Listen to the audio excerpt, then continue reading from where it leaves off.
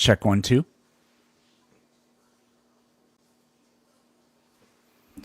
I'm pretty sure it's working. All right. The earth is flat, bro? I don't think so, bro. I do not think so, bro.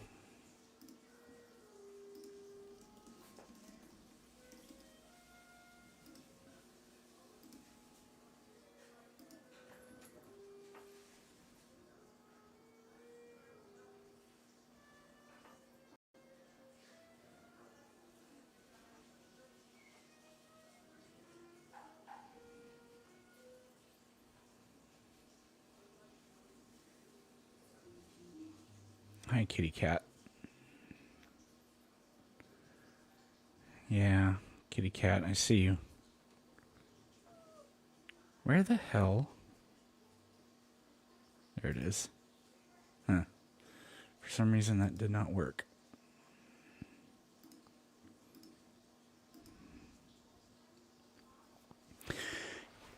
You are lost in this world, I can see. Seek for Jesus and his truth. If not, no one.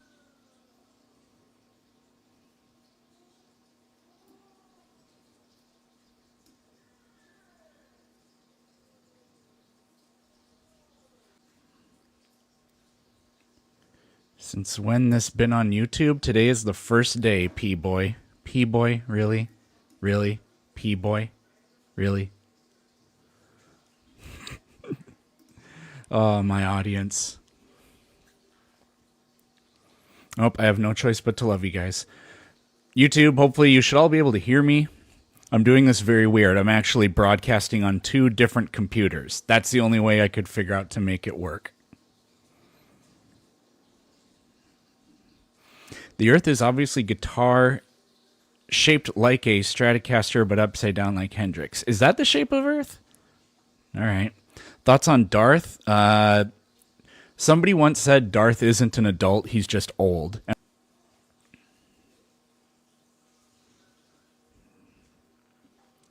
Oh, this is wrong. My new book doesn't come out soon. My new book came out a few days ago. I got to update my background.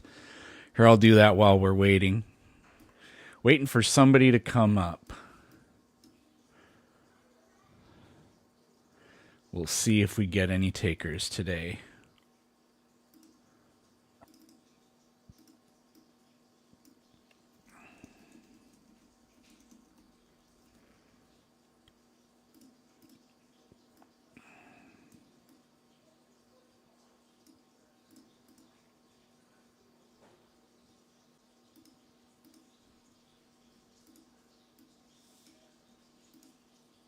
There we go. Okay. Oh, can I read 2 different chats and talk to guests at the same time? I don't know. Your gig got canceled. Well, that's unfortunate. Here, all right, sounds good. What's the best link site to buy your book? Most beneficial for you? If you buy from my Shopify site, link is on my link tree on my profile. Then if you buy it from BookBaby, I get 50% of the royalty. If you buy it on Amazon, which it's not available on Amazon right now, it's available starting on March 25th. Then I only make 25%. Buy direct from me, you'll get it. It'll be autographed right here on the inside. I'll sign it. Where is it? I'll sign it, and I'll say a little thank you, and I'll ship it to you. No one buying your shit, bro? Well, I mean, I've sold, like, my first book, I've sold over 600 copies, so that is incorrect. Quick question. Was the debate yesterday exactly what you expected, or did Jim Bob bring anything that surprised you? It's not quite what I expected. I expected worse from him, so it didn't go down any philosophical rabbit holes, which is what I thought would happen. So, you know, credit where credit's due. That was nice. The unfortunate thing is we never got to how evolution became a scientific theory. I kept trying to do it. I mean, I did bring it up many, many, many times, but he just kept saying, no, stop, quit filibustering. I'm not trying to go down. It was so dumb. We spent so much time getting bogged down in the idea that if you collect evidence that is the same kind of evidence that you use to form your hypothesis, that's just begging the question, or that's just data that doesn't prove anything, which is just, I can't believe he was making that argument. And we had to spend so much time on that. So, yeah, pretty bad.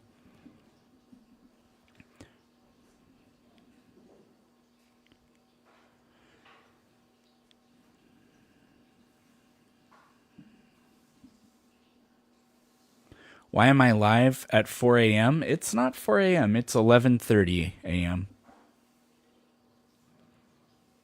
Tanner, you go ahead and you summon Darth. I don't care. Even in Germany? Yeah, I don't think I can do international shipping on my website. Sorry.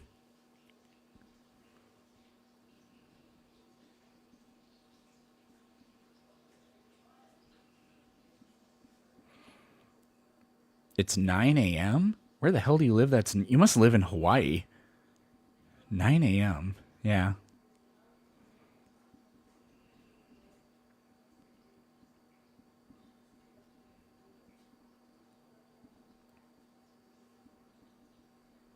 Is the misspelling in the YouTube title intentional? Oh, God, no. What is it? What does it say? No, that's not. Didn't realize it. Deebting on TikTok. Oh man.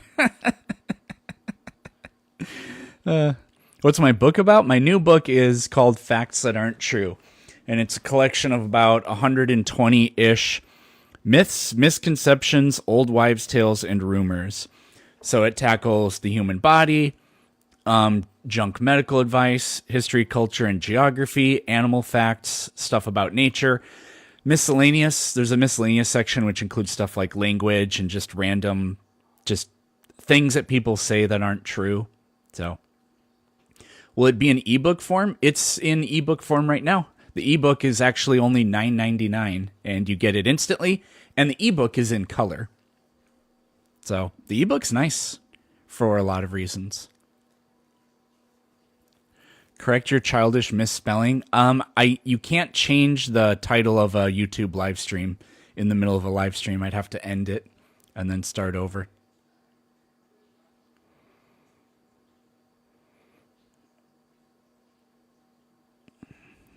Aw, Tanner, that's so precious of you.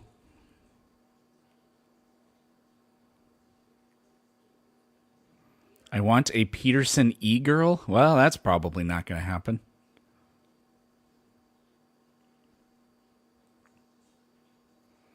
Why do I look gray? What's with the color on my... I don't get it.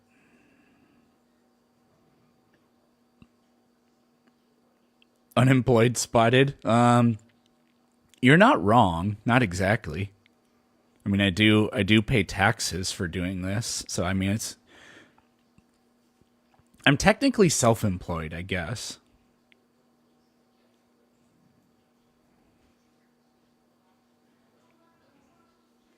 Anybody can debate, but only Planet Peterson can deabt. Yep. I'm the world's only deabter. That's funny. You can change the title on a YouTube live stream without ending the stream? You can? Let me... Fascinating, the stuff we do while we're waiting for people. Oh, you can. Okay, I didn't know you could do that. Debating on TikTok. There we go. Thank you. What's wrong, Kitty Cat Peterson? Huh? What's the most annoying religious group you debate? The presuppositionalists. Like, it's not even close. Thank you, Peterson, for the email giving the heads up. I can buy Spanky. Can't wait to see his glorious form. Yes, I didn't know this, but for probably a period of a couple months, every time somebody tried to make an order on my merch website, it wasn't going through. And I didn't know that. The only reason I know that is because somebody sent me a DM But that had been going on for a while, so not very happy about that. Will Jim Bob call in? Probably not. I don't think he has TikTok.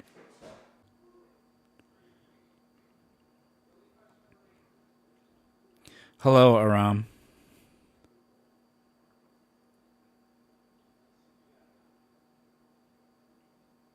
I know who Gerdaya is.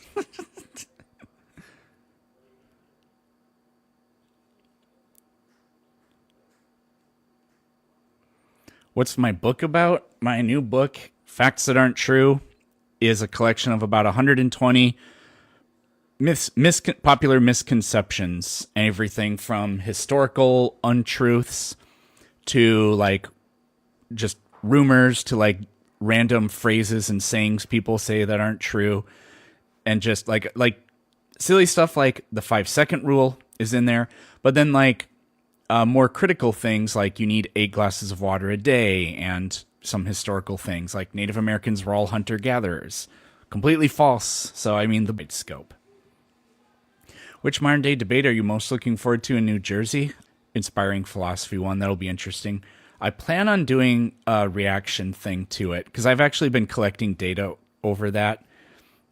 Well, I was like a few months ago, and then I kind of let that project just sit there for a while. But I'll have to do some homework in the next couple of days to discuss that a little bit better.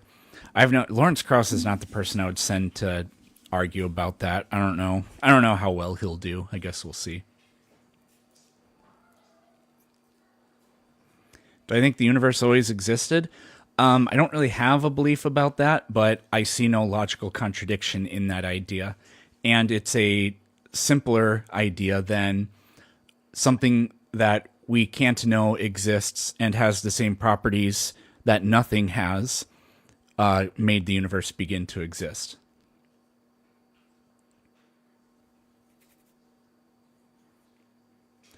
What's with theists and Wes Huff at the moment? He's kind of cute, and so they're all just jumping on him.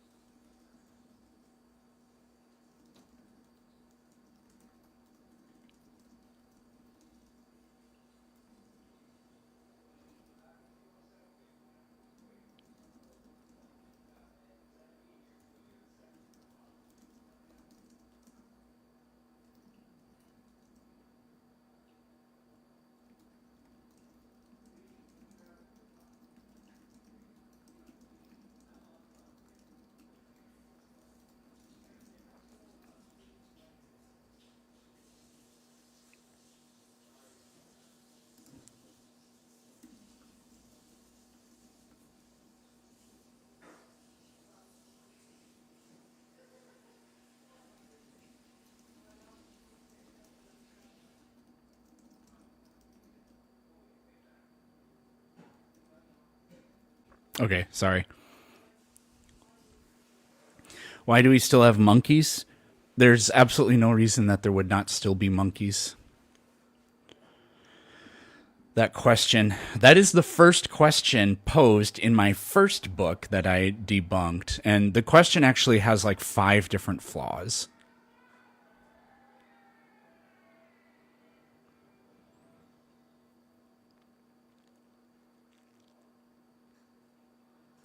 The Craig versus Wilson debate. I watched some of it, Bridge the Divide, and it was pretty awful. Andrew, he's just so dishonest. He doesn't even try. Okay, we finally have somebody. Oh, it's Smashy. This is not ops, everybody. Just for the record, not ops. Hello, what's up? Hey Peterson. How's it going? Yeah, good man. Look, I'm sitting here enjoying the show like everyone else, but can't help but thinking that I don't know, something like a 20-second talent show? Um, no. I'm not in a position to give stuff away. I wish I was. All right, all right. Well, think about it. Maybe I could pay for the book and we could figure something out down the line, like next week. The most gets the book. I like that. Yeah, that's a good idea. Can we do that for my book too? Sure, why not? Nah, all right, that was it. I just want to see some of these people in the comments. Amazing talents. That would actually be that would be kind of interesting. I wonder if that would technically like be a lottery. No, it wouldn't be a lottery, it would be a sweepstakes. There's actually very complex law around people like internet personalities get legal trouble because he would do 100th person to whatever gets $10,000 and assigned whatever, and they're like, well, no, that's a lottery, so you legally can't do that. Only the United States government or state governments are allowed to. Well, that kind of sucks, but kind of sounds exactly what you'd expect. A little bit. I do have somebody requesting now, so I'm gonna let you go and bring them Right up for on. some entertainment value. Have a good one. All right.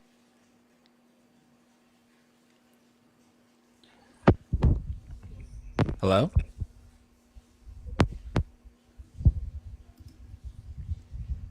Hello? Hello, can you hear me, sir? I can hear you. Yeah, what's up?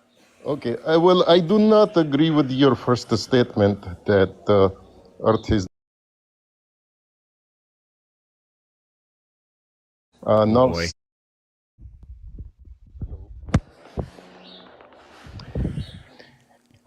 Yes, so I am sitting outside here and I am looking through the lenses of my Nikon P900, and all I see is a flatness. Now, if you had looked through P900 Nikon, you would have seen nothing but flatness. And you would not have put up that statement, sir. Well, I looked through a P1000 and I actually saw curvature. That is terrible. I guess we will have to disagree. So if you put your phone underwater, then I can't hear you. That's the problem we're having currently. Okay, I will try again. I also can't hear you if you put the phone in your pocket. My phone is not in my pocket. Squiggles, if you swallow the phone, that doesn't make it so I can hear you better. It's actually better if you just have the phone in front of you or if you use like a headset mic or something like that. Maybe it's my old phone. I don't know. It's a flat. It's not getting any better. Whatever you were doing at the beginning was perfect. Now it's bad. So can we go back to what you were doing at the beginning? I don't know what I was doing at Aha! the beginning. I can hear you perfectly. So Okay. what's up? Well, I was just saying that I was looking through my Nikon P900 and all I see is flatness.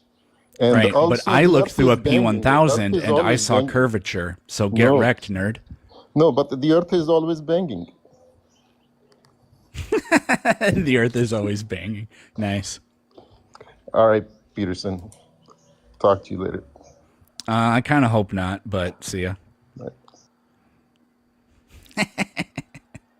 The earth is always banging. Did you guys know that there are no videos of the earth banging?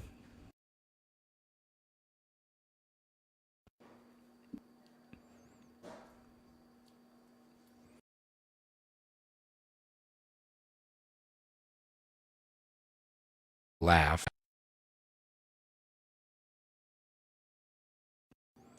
So. Dude, upgrade to a P1 million.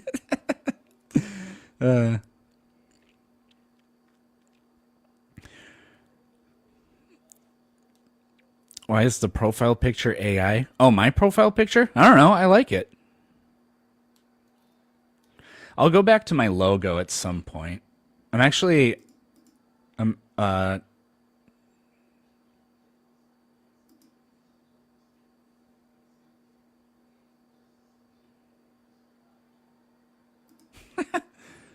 Funny. I'm actually having somebody do a logo redesign for me, and I actually really like what they came up with so far. So, new Planet Peterson logo dropping maybe soon. Peterson, perchance, are you going to stay on a little longer today? That just depends. I mean, if we don't get any guests, then I can't really justify the time, but we'll see what happens. What's up?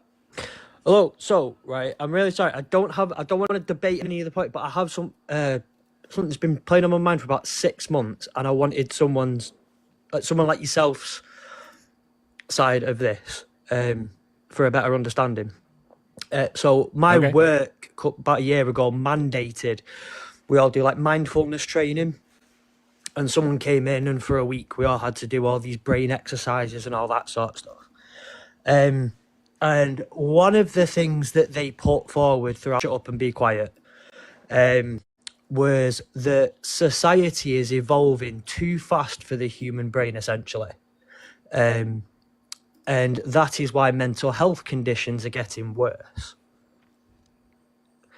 Now, It could be. I say I've taken it away with me, but I'm like, this is not my field of expertise. This is not. What would your general take on something like that be? I don't want to say this. I mean, I think I probably agree. I wouldn't say it's the reason, but I think it is a reason. Because we know that humans originally evolved in relatively small social groups. This has been studied extensively by anthropologists who look at traditional cultures, and I don't remember the exact number, but I think it's about 150 is sort of the maximum size for a social group where it can kind of function based on what our like just innate biology, allows for us, right? And the problem with the modern world, I don't think it's really so much together, because actually there's a pretty compelling case that living in cities makes us more egalitarian, and it actually makes us more accepting of other groups of people. And I mean, like, literally the suicide rates, the homicide rates, et cetera, are actually lower in big cities than they are in states that have, pretty low, mostly rural populations, right? But the whole aspect about being plugged in online all the time of unhealthy for us, because it skews our perceptions of the world, and it makes people think that I think it just makes people come to conclusions that aren't true because of, there's the availability heuristic, negative bias in media, and the way that, online programs, apps, or whatever are literally geared toward negative content, because that's what keeps people's attention on the app for longer and allows them to see more ads, and therefore the company makes more money. So the answer is yes, and the answer is also it's very, very, very complicated. That's what I'd say. I'm not taking away at all from the fact that the answer is extremely complicated, and my asking of this question is not me advocating for whether it's true or not true. It's just something that was food for thought that has actually played on my mind a little bit too much. But the example I think they primarily put through was just things like so many thousands of years ago, our neurologic we were designed for, well, not designed, sorry, that's the wrong word, but like we would be, if we wanted to eat, we would go out, hunt food and eat.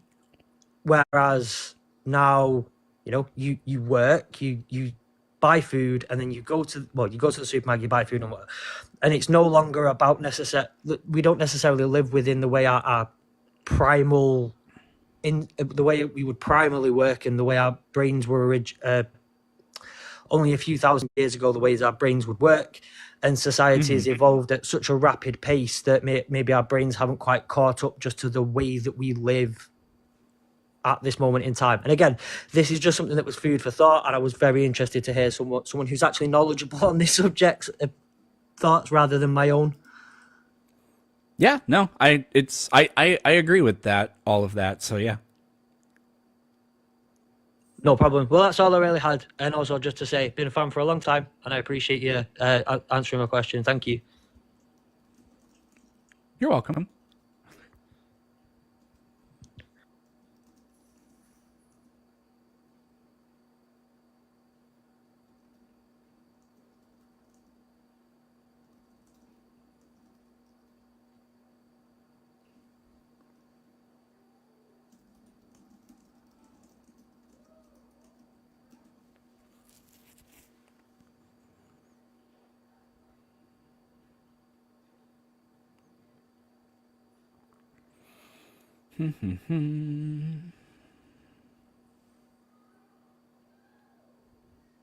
Oh, what just happened?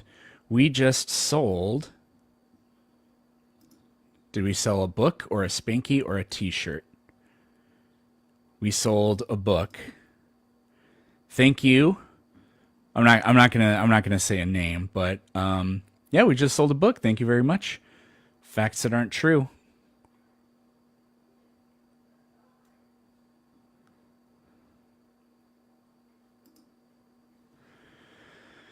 Cha-ching.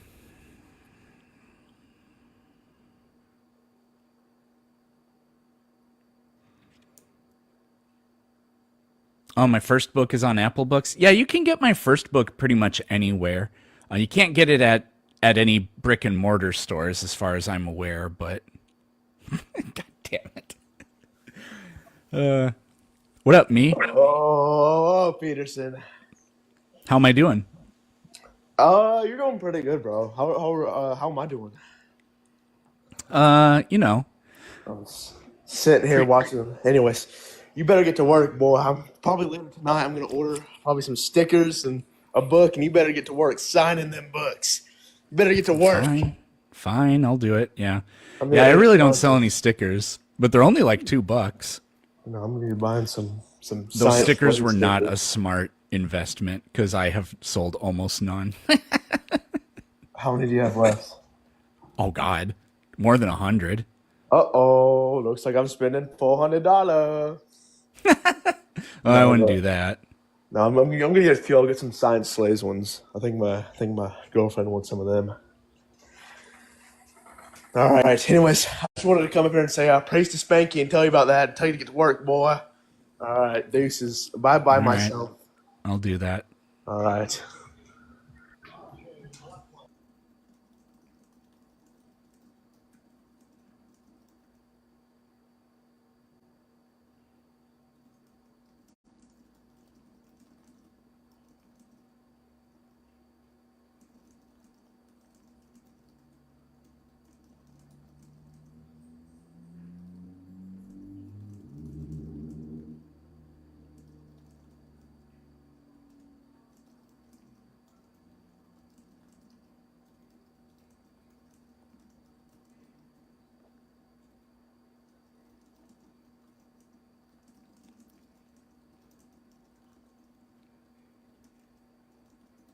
All right.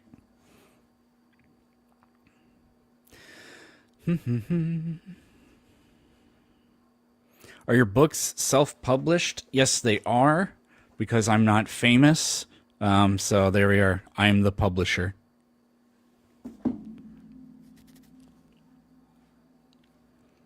You got to be somebody to get picked up by a publisher, and I'm not. I did actually talk to the CEO of a publishing company several months ago, and I sent him the manuscript, and he said, "Nah." So that was I was like, all right, well, okay.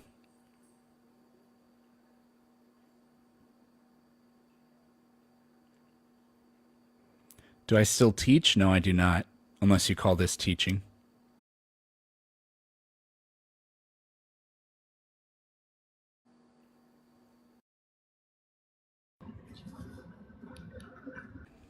Long time. Welcome What's to up? the universe of being canceled. Welcome. Yeah. That's your people, by the way, that do that. I hate those people. That's your people, though. No, it's not. That's That's the like me left. The saying right wing Nazis are doesn't do your that. people because you're right wing and they're right wing. No, right wing doesn't do that. The left wing are the ones. Well, no, the fascism is right wing, so yes, it does do that. Fascism is the right wing in the United States are not fascist. We're not trying to do that. I know, but fascists are right wing. Their political ideology is Yes, right wing, I and agree. so are traditional American conservatives. Now, cancel culture leftists are leftists, and me, I don't know what I would call myself. I'm just kind of a I don't know, progressive liberal Democrat or whatever. We're also on the left, but don't poison the well. I just wanted to come up and say hi. That's it, man. I hope What? you're You don't doing want to well. talk about anything? I mean, we just fundamentally disagree. The business of what I do. It's kind of what you do, though, too. What? Disagree? Well, like talk to people, like hash out debates and stuff like that. I used to. I do it a little bit, but when I started getting attacked similarly to you from my own side, and everything's a fucking fight from fucking everyone that is just Yeah. not as good at making content as you, I'm like, I'm over this, dude. Everything's a fight with everyone. So, Yeah, it is pretty toxic. Yeah, or it can be. extremely. Look, we have the same evidence. You could use the evidence to believe in the absence of a God or believe in the existence of a God. I don't have any hidden evidence. You don't have any hidden evidence. All the evidence has already been displayed. We Well, just yeah, arrive at different it's about how conclusions. we interpret that evidence, and I think the exercise in doing that is useful because it can reveal like cognitive biases or like fallacies in how you're going about like the operation of like how you, I don't know, interpret that data, I guess. That's the useful part of it, because then once you know how to spot those things, you can use that you can apply it all over the place. As long as you're consistently applying it. Yeah, I mean, I try to do a pretty good job of that. That's I'm why just, I yeah. I talk against, like, I don't want to have a political discussion, but just like for the record, I talk against the stuff that I view as being unproductive, stupid, and fallacious on the left more than I do it on the right, actually. So, but I don't really do hardly any political commentary at all. But to the extent I do, that's kind of mostly, anyways. You're making, yeah, and as I've been against the right a lot. I wouldn't say it's more so, but the thing is with that, you have to already acquire the knowledge and you already have to understand the niche criticisms, the nuanced criticisms. Most people don't. Most people are just fish brain, swiping, swiping, swiping. They don't understand the nuanced positions that you can hold. That's why it's kind of difficult. But anyway, yeah, I mean, if you're consistently applying your standard of evidence, then I think it's fair. But what I come across a lot is someone says that testimony is not enough to believe in the existence of a God. But then testimony is enough to believe in the existence that, for example, therapy works. And the only thing you can use to base that is their testimony. Yeah, except so the problem. Oh man, there's a lot of problems with that. So, therapy is something that actually can be tested and repeated. Like the supposed results and efficacy of therapy can be repeatedly tested. And so, yeah, I think we do have pretty decent evidence, reasons to believe that therapy works or whatever. But this idea that what people wrote down about stories that happened thousands of years ago is sufficient enough to support the existence of something that we don't even know exists, the supernatural realm. Because if that, I mean, I think if you honestly believed that testimony was sufficient enough, then you're giving credit to every single mythology or religious story that's ever existed. Like we could even pick a recent one like Mormonism. People wrote affidavits that they saw the angel Moroni, right? But you don't believe that because you don't think that just because somebody believes it, that's enough to, because the claim of a supernatural event or a God or whatever is too extraordinary for testimony to validate it even according to you. Now you do it with the other one. And it's not like I wouldn't say that it doesn't even count as evidence, but I don't think it's very good evidence. I think it's actually some of the worst kind of evidence in a lot of cases. Yeah, I think that it's important to note that that's not the only evidence that should ever be accounted for to believe in any one thing. What I'm just saying is that when it comes to therapy, or even I'm going to be careful with my words here, when it comes to someone's gender not aligning with their sex, the only thing we can base it off is what they're saying, and we take it as truth. Like, even in the Me Too movement, we take the testimony of a woman as true, and anybody that questions it is a grape apologist. Like, people apply that crucial level standard of evidence for certain things as only the only thing necessary to believe in whatever is being said or claimed to be true is true. So that's why I'm pointing out the double standard. That's it. That's my point. But no, it should never only be the standard of evidence that you use. Yeah, I mean the mantra of believe all women or whatever is just, it is fallacious. Now I don't hold the mantra of doubt all claims either, because you have to be agnostic about that, because what I hear a lot of people do is like, well, they're innocent until proven guilty. It's like, yes, but falsely claiming that you were assaulted is also a crime. So that person is innocent until proven guilty. What we should do is be agnostic about it, and what we need to do is have a justice system, right? Mm-hmm. So I mean, I understand and I sympathize with the claim that, because, like, look, this is why people on the left and the right, they don't communicate very well, because there's obviously a bridge we can get between this. Well, do you not? Yeah. Okay. I don't necessarily take it that far, but, you know, like a piece of shit like Harvey Weinstein, right? Or Weinstein, and all the stuff he did.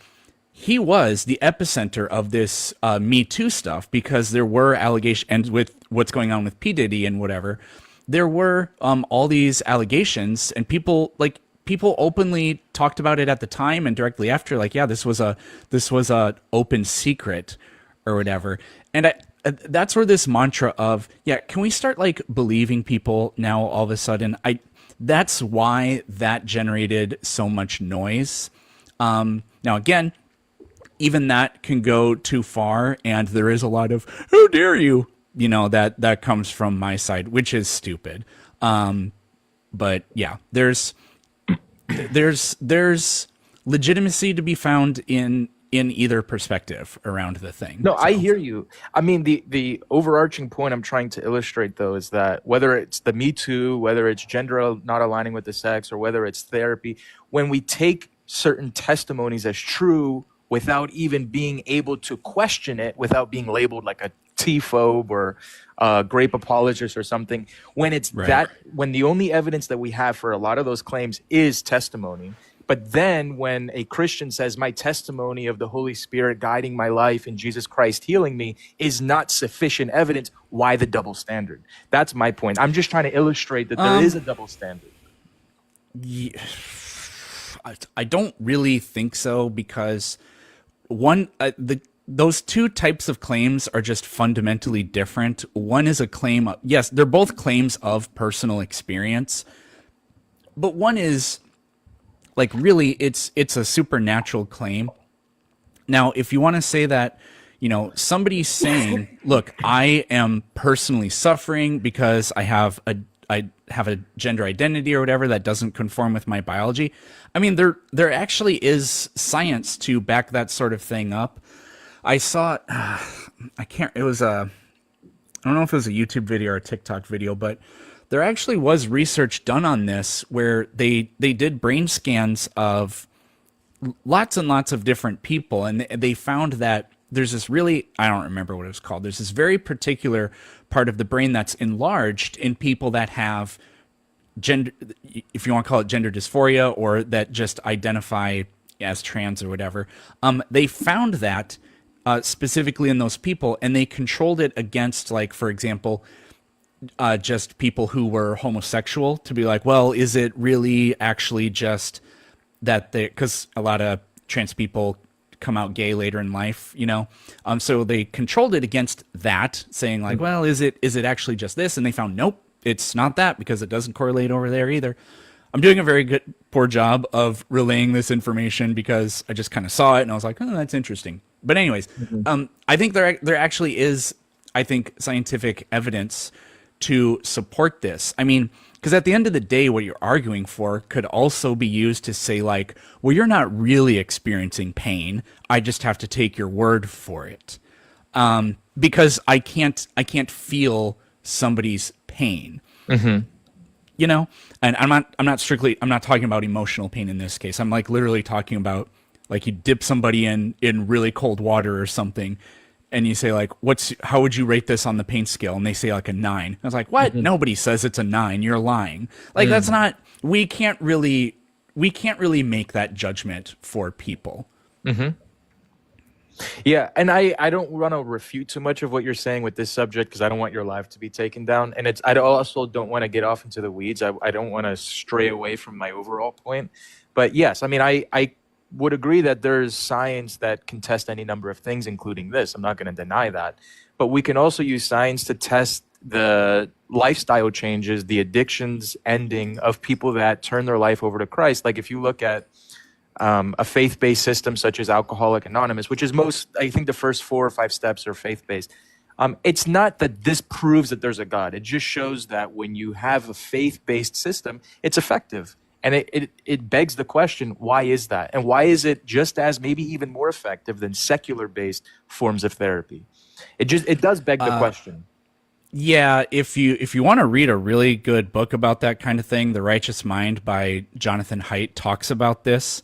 And again, I'm going to do a very poor job of reiterating what it is, but there's this concept that he talks about, which is that morality binds and blinds us. So if you develop a moral system or whatever, it kind of constrains you within that moral system.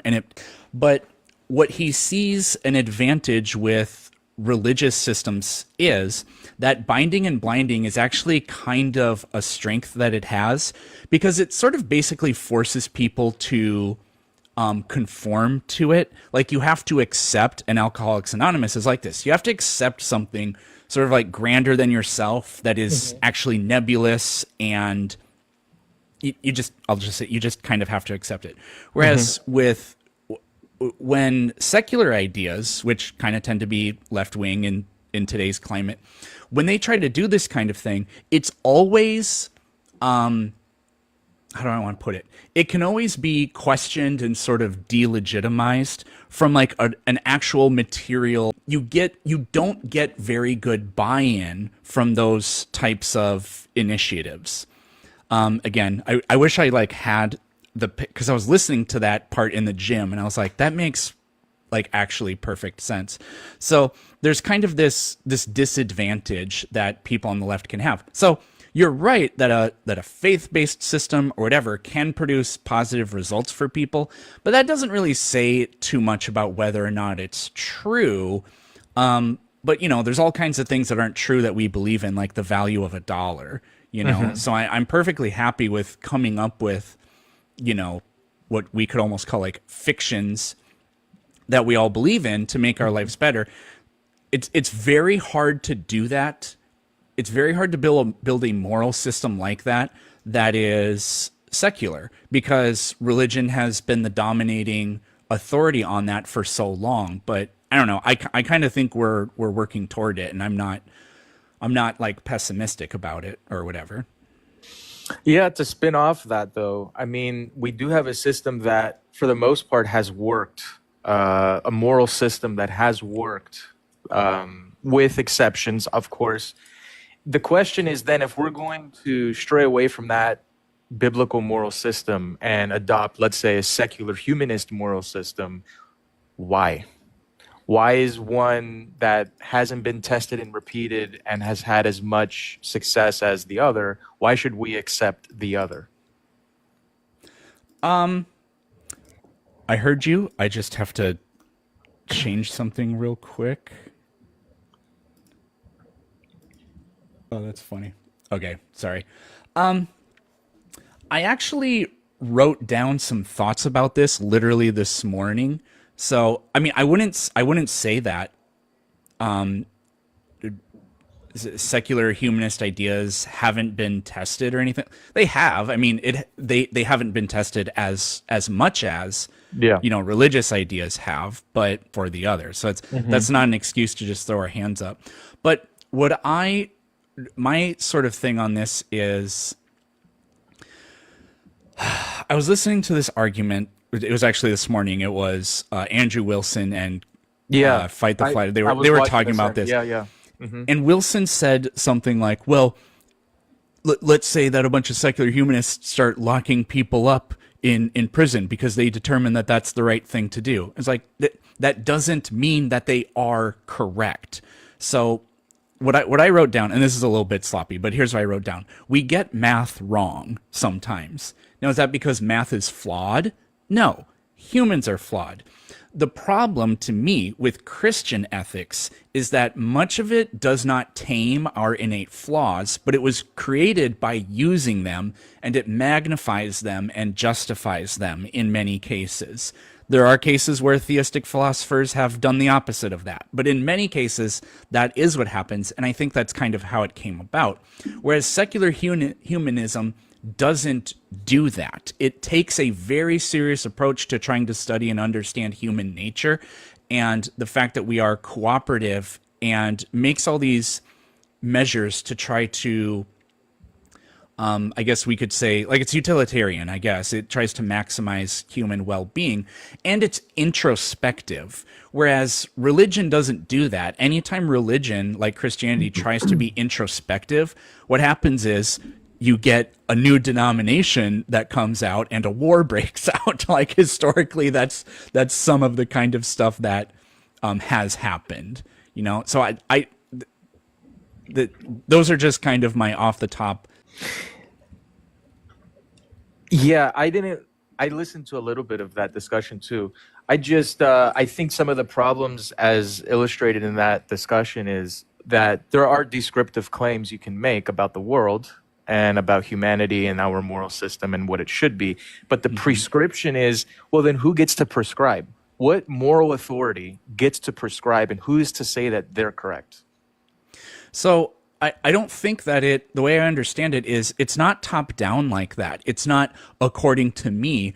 What it is it's a system that is invented in order to maximize the goals that it has, which is like the prospering and the flourishing of human beings.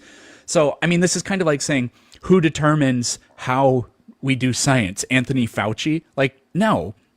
That's just fundamentally not how science works. It's kind of a straw man understanding and a silly attack of the scientific enterprise. The problem with religion, and I'm very certain you would agree with this, is all you need is some sort of religious stronghead to say, I declare, or God told me, or this is my interpretation that we should do these things, and horrible things have been done in the name of doing that. Because if you claim that God is on your side, you can justify basically anything. And the problem is, you can't really attack it, because unless you just claim, oh yeah, well, it was specially revealed to me that you're wrong, and that doesn't ever go anywhere, because I think it's less rational than considering the human condition, because we can all experience the human condition and what suffering looks like, and it's like statistically measurable. Like we can look at metrics of human well-being and see where it's going well and where it's not going well, and what the differences are between those places and how it's been applied.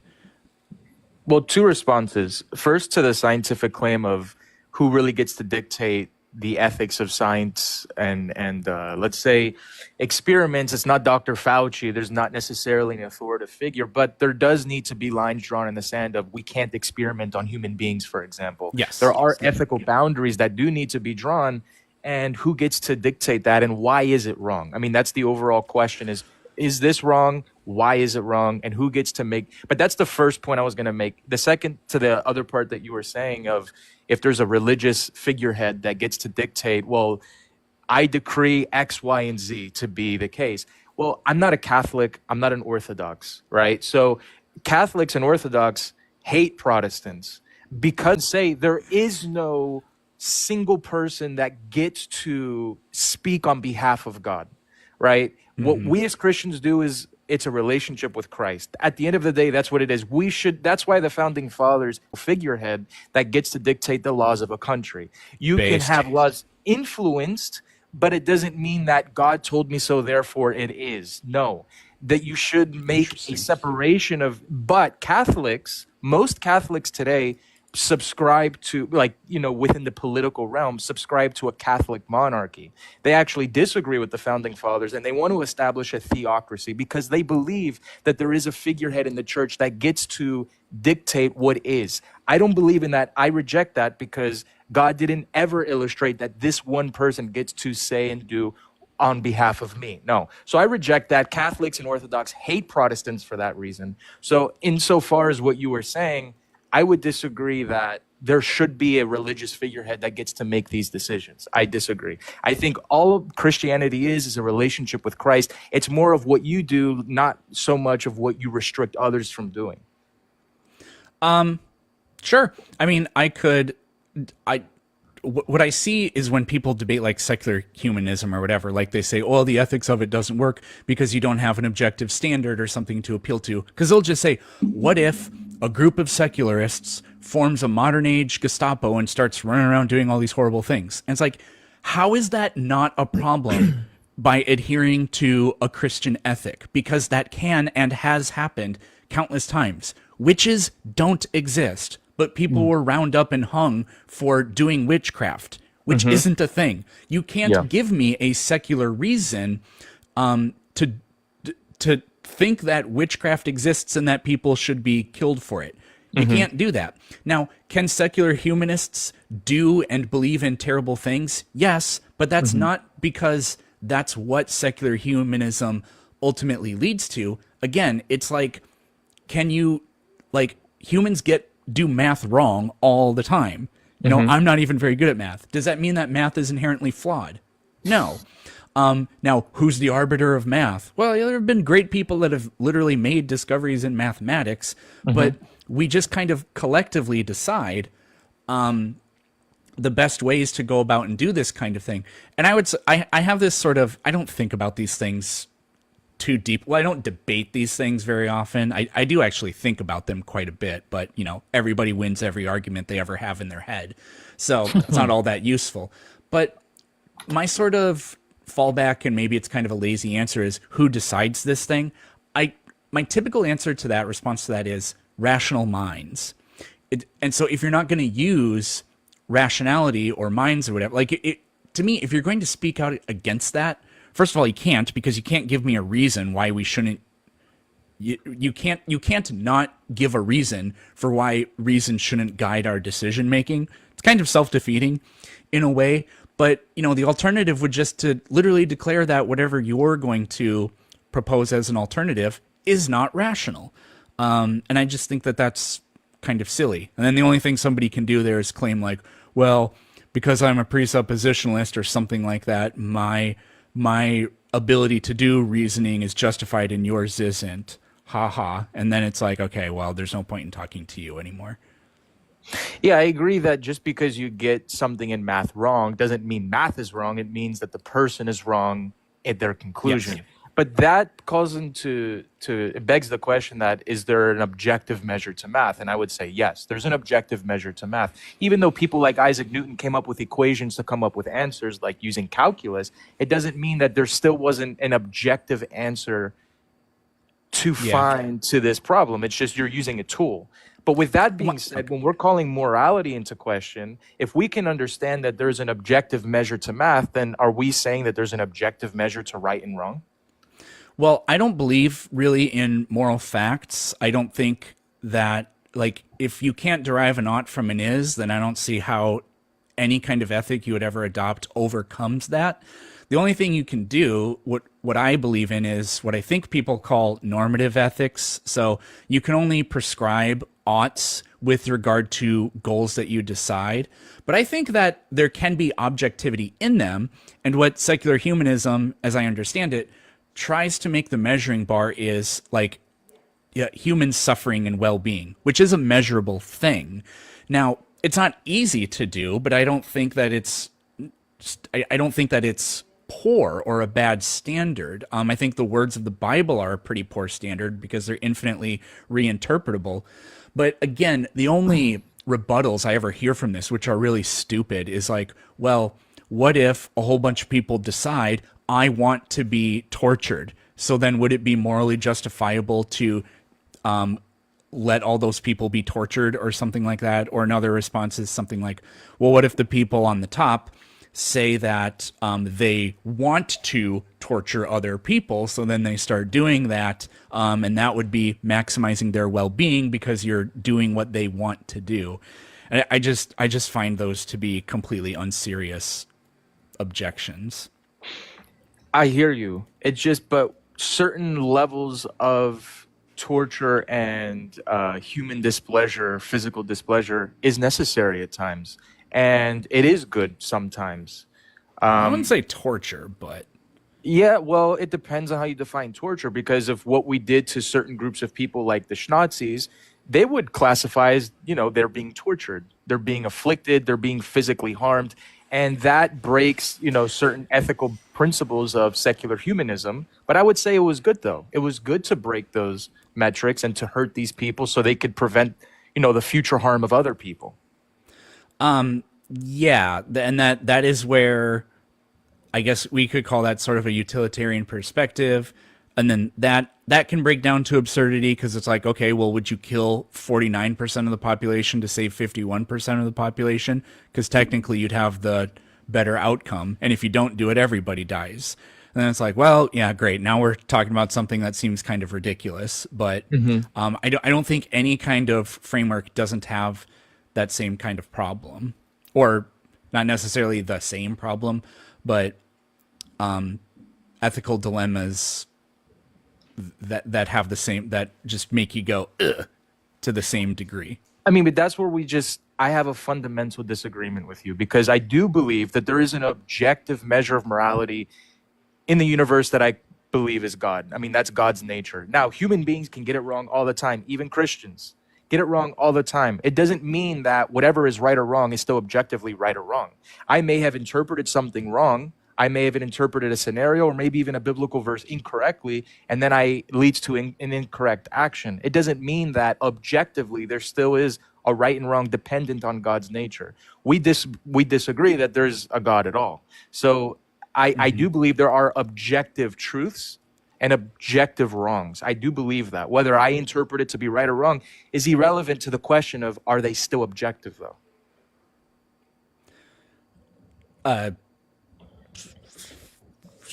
I mean, well, if you're just going to define God as being objective, and I reject that God exists, then we can never agree on that.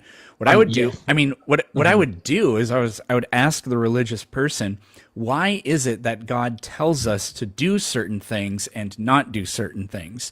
If the reason is for our own good, then I would posit that we can figure out those same kinds of guidelines, I think, on our own without having to appeal to him. But if it's just because what I hear a lot of people say, like insane people, like, well, whatever, that the whole point of it is to give glory to God or to appease him or something like that, then it's like, okay, well, that's, how on earth are you going to call that objective? And even if you take a slightly different stance and it's like, well, it's to avoid going to hell, well, then that's really just coercion. But also, if it's just to not go to hell, then I would do literally anything to justify or to avoid an eternity in hell. There's not a single finite thing I could ever do that would be worse than an eternal suffering, which makes you have to admit to disgusting things that we're not going to talk about here. But I don't see the escape from that. Well, I mean, from a Christian perspective, it's really simple. You accept Christ as your Lord. And if you don't, and you don't want to accept that there's a God, and even if you do accept that there's a God, but you don't want to follow that God, then that God that I believe in is not going to force you to live with him for eternity in the afterlife, because that would be dictatorial. That would be wrong. If a man's in love with a woman and wants to marry her, but she rejects him, and he still forces her to marry him and be with him for the rest of eternity, that would be wrong. That would be cruel and unjust. So if you don't want to believe in God, God says, okay, you don't have to be with me forever in the eternal afterlife. I don't see what's wrong with that, actually. I don't know if this is what you were saying, but if you take this is why I don't like Protestants. If you take the perspective that the only thing that matters is Christ's sacrifice for you on the cross, and if you don't have faith in that, then it doesn't matter what else you do in life, you will not inherit the kingdom of heaven. I find that to be completely disgusting, because then that means literally anything. There's no such thing as, what the hell? Hold on. My TikTok live just, okay, can you hear me? I can. TikTok just made me solve a puzzle, because it's like, hey, you're not there anymore, so solve this puzzle or we're shutting your live stream down. So sorry about that. But I find that particular idea really disgusting, because now all of a sudden there is literally there's no reason even for morality in this world. There's like literally just one rule: have faith in this thing that happened, and it doesn't matter what else you do. And this is these are the people that think like all of the pre-contacted Native Americans, before Columbus, are all burning in hell because they never heard the word of the gospel. I was like, that's absolutely disgusting. And then you ask them, what if Schmittler took communion and converted, and he really, really, really meant it on his deathbed? Then he goes to heaven. It's like, this is so repugnant to me. And then there's also like inescapable logical problems for it. Like, okay, then every single time that that an embryo fails to implant in the uterus and then naturally aborts, it goes to hell because it didn't accept. No, because we're all born knowing that God exists or whatever. And it's like, okay, well, that's bullshit. If they don't accept it, then they go to hell, except for these people that don't accept it. But what's the difference between a life that's smothered shortly after conception versus a person who lived a full life but never heard the good word or whatever? That was no fault of their own either. Well, they still go to hell because they didn't reach the age of accountability, though. So yeah, that's what people say. But if you never hear the gospel, then how is it that when you're 30, you're old enough to be accountable, to be thrown to hell, even though you never heard of this sacrifice? I know. I didn't think you believed in it, but I was just saying this is where these horrendous logical problems and the moral shortcomings come from when you adopt that specific framework. Well, the thing is, if you've never heard of the gospel and you're living in some far off land, you still have some kind of system of morality. You still have some system of what's right and wrong. God will judge you based off your own system. If you've never heard of the Christianity, that's what we believe, that whatever system you do adopt, God's going to judge you righteously based off your own system, because he can still see to your heart. Anyway, so it's not that you've never heard of Jesus, you go to hell. We don't believe that. At least, well, I mean, Christians Calvinists and that. Protestants, they do, is the thing. Well, perhaps Calvinists do. Protestantism has so many different breakdowns of different denominations. It's hard to categorize all Protestants believing in that. But I'm a Protestant. I don't believe in that. Most Protestants I know believe in age of accountability and being judged to your own. But okay, my bad. Maybe I'm thinking like really hardcore Baptists and stuff like that. I mean, they may. I don't know what their specific doctrines are. But what I will say is it's just about accepting Christ, and your heart changes. I've seen so many people's heart change. I'm not going to preach to you right now. I'm just saying it's not just I have faith in Christ, therefore I go to heaven. Yes, but there's a lot of changes that come with that if you truly believe and you truly have faith. That's why so many, literally not millions, billions of people's lives have turned around for the better. But yeah. It's all a belief. I mean, if you don't want to believe it, then don't believe it. Put your faith in something else and look at the fruits of that. Maybe we'll end it with this, but the issue I have with this is I find when I like most of the stuff you're saying with regard to that. As opposed to the idea that, well, if you just don't hear the gospel, you go to hell automatically or stuff like that. I like your perspective on it. However, I think your perspective on it all comes from an outside interpretation and critique of the faith. Because what you have to do is you have to imagine, like, this age of accountability, that is not, you do not find that in scripture, right? And so I find what we're doing is we're saying that people like theologians and whatever, people who take this stuff very seriously and were clever, looked at the ideas and they said, well, okay, there's hell and you don't want to go to hell. And we accept that these are kind of the ways you would go to hell. But what about somebody who's technically innocent that wouldn't deserve hell, but they don't know about the faith? Well, here are the workarounds for that. What I think you're doing is you're literally, when people do that, it's like they're being secular humanists. They're imagining, well, what is good for a person, humanity? We're trying to avoid, in this case, they're talking about avoiding suffering in the afterlife. And so they're coming up with these ways to rationalize and describe how they would avoid that. But it's not, I wouldn't call it theological, really, at that. Well, I mean, I guess kind of technically it is, but I think that they're really just doing like pure rational reasoning when they do that. And it's not based on what is in the scripture. It's based on a presupposition that God is good. And so if these things happen, then you will, get the reward. Bad things won't happen to you or whatever. Yeah, I mean, there's a number. I hear you. There's a number of questions that the Bible simply doesn't answer explicitly. So it begs to question. It does beg the answer of, well, then what happens to this group of people that never heard of the Bible? Does sort of answer it, that specific question, but it doesn't answer, for example, a baby that this concept of age of accountability. There is no biblical founding to that. You're right. So we're left to try to understand whatever the Bible didn't answer. Yeah, I mean, that's the best way I can explain it. Ultimately, I don't know. I think it's best that if you've ever heard of Christ, to put your faith in Christ. I mean, Christ, even from an atheist point of view, was a great guy. I don't think that they could point at anything Christ said or did, supposedly said or did, that was actually bad.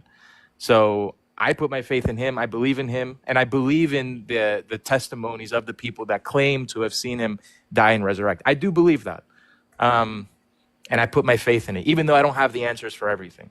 But I've tried my best to at least answer these questions as honestly as I can. Catholics and Orthodox, like I say, hate everything that I just said because they do believe that they have an authority figure. But you know what's funny with that is the authority figure, the Pope, in other words, today would have been burned at the stake of the Catholic Church 400 years ago. Because the Catholic Church doesn't even agree with itself if you look at Vatican I and Vatican II. So that's the interesting thing. But hey, man, it was good talking to you. I'm glad to see you're doing well. Thanks. The time. You too, later. See you.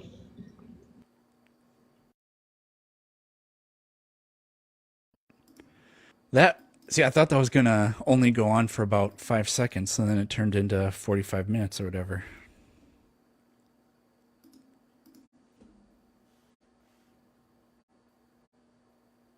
What? What does this mean? Hello? What's going on, Planet Peterson? Not too much. First off, I just want to say, a big fan, and I just have a couple questions that are burning for me that I was hoping you'd give me your perspective on. Also, I'm walking my dog, so sorry if you hear outside sounds or anything like that. Okay.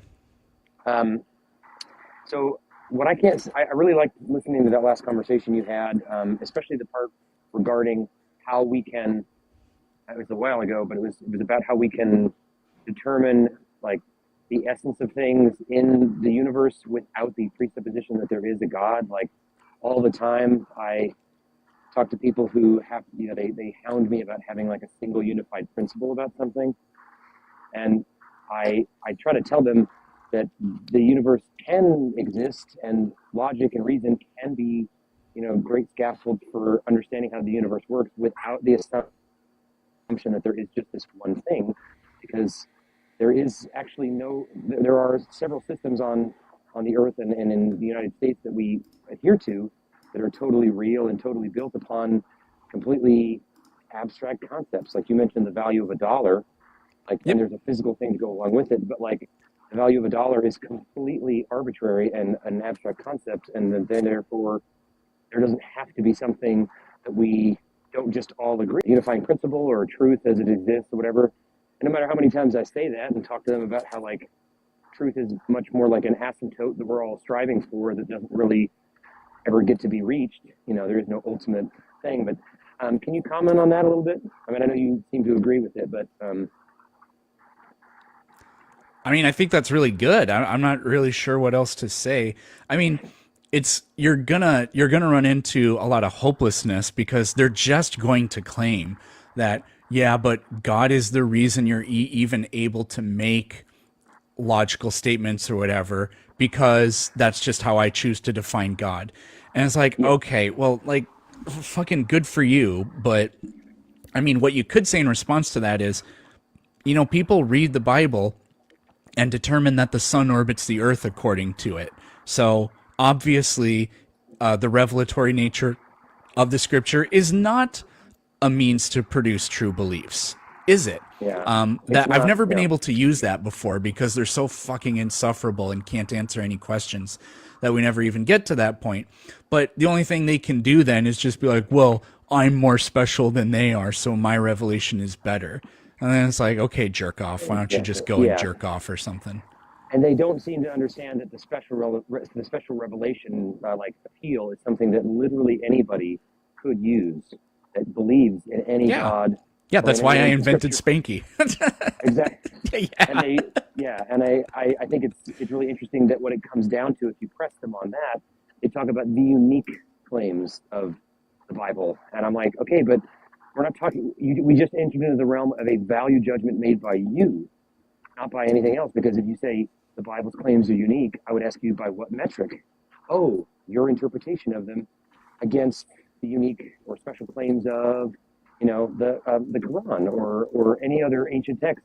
It all comes down to what you interpret them as, and that seems like a much more dishonest way to go about things, rather than just say we're all striving for best interpretations.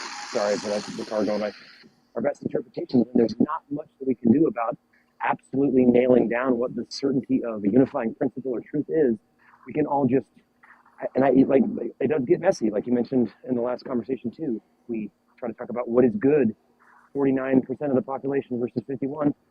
That's tricky, but also like we would have to not just look at those plain numbers. We'd have to investigate all the aspects of a question like that and go, okay, who makes up this 49%? You know what I mean? What other things can we factor in here to make a choice like that? But like ultimately, that question is hard, and it would make someone sound fucked up to say, "Oh yeah, let's get rid of 49% of the population." But you can investigate it from a number of different ways and come up with a much more informed decision. Nothing ever comes down to just a simple dichotomy like that, and they seem to think that it always does, and it drives me crazy. Okay. Anyway, yep, great show. Big fan. I just wanted to step in and ask your thoughts about that. But yeah, you're right. It's never easy to talk to people about that because they always have to insist I view God through their terms and also presuppose that He already exists, et cetera, et Yeah. cetera. And it's like, oh my gosh. Yeah, So, they're exhausting. all right. Anyway, don't want to waste more of your time. Take care. Thanks. All right, let's see what Scott has to say. What up, Scott? Hey, I'm the cartoonist you're talking to on Discord. Oh, nice. Nice. I will add the shadow to the moon. I don't want to take up a lot of your time. I just want to say I'm a big fan. You helped me finish my last book. Just listening to all your videos, I was on deadline. I had to get this graphic novel out the door, 211 pages, and I just binged on all your videos, which led me to learning about Darth Dawkins, and then that sent me down another rabbit hole. And then I found him on a Discord server, and tried talking to him, and we were having a pretty decent conversation until he asked me if I was an atheist, and I knew we were done. And he was going to start forcing me down a script, so I said, "No, I'm not an atheist. I'm Sugandese." And then he said, Sugandhi's, and I said, Sugandhi's nuts. And then the whole chat erupted, screaming I was a troll. He flipped out because people were over talking him. And he said, I'll ask you again, are you an atheist? And I said, no, I eat at Wendy's. And he's like, Wendy's? I go, yeah, when these nuts slide across your face. And then the chat erupted again, and he didn't get it. And he said, everybody shut up. Dude, that's great. If you ever do it again, say that. Try to come up with some convoluted thing like, well, no, actually, I adhere to the writings of the first century church father Bophades from Crete. And he'd be like, Bophades? Who's that? Then Bophades nuts! Yeah, I got 3 on him before he finally realized that. He goes, okay, you're a troll. And I never really got to ask him what I wanted to ask him which was to say, hey, you proved God exists. I can't argue with it. I can't beat your presuppositional argument. So now that you've proven that God exists, you really don't need faith. And God says that faith pleases him. You've displeased him. You've doomed us all. Wow. Good one. But what did he say to that? I didn't get a chance to do it because he wasn't listening to me, and he was just, are you an atheist? How old are you? Are you an atheist? And so I knew I was done, but I also panicked a little bit. I didn't study philosophy. I don't know these terms. I can't do that. So, but anyway, big fan. You have a cartoonist here in the Pacific Northwest that likes you. If you ever want me to draw you a Spanky, or I'll try to tweak this logo to where you like it. You ever need anything, just let me know. I'm here for you, buddy. Thanks for fighting. Oh, for sure. Yeah, mock up some Spankies. Absolutely. Thank you. All right, man. Have a good one. You too. All right, bye. All right. Yeah, he just sent me a logo a little while ago, and I really it was an hour ago. I really like it, actually. It's really close to the one I have. It's just much more quality. The one I have looks fine because it's always like a really small image because it's like thumbnails in the watermark or whatever you call that on YouTube. But if you see like a big version of it, you can look at it and be like, I don't know about that.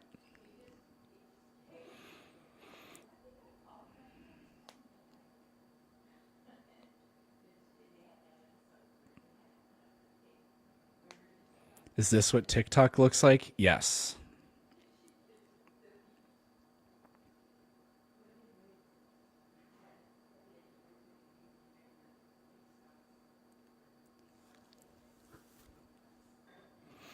Oh man, that person talking about the Shroud of Turin, that's so funny. What was it? The Shroud would need 34 trillion terawatts of energy for it to even like what I've heard that claim before.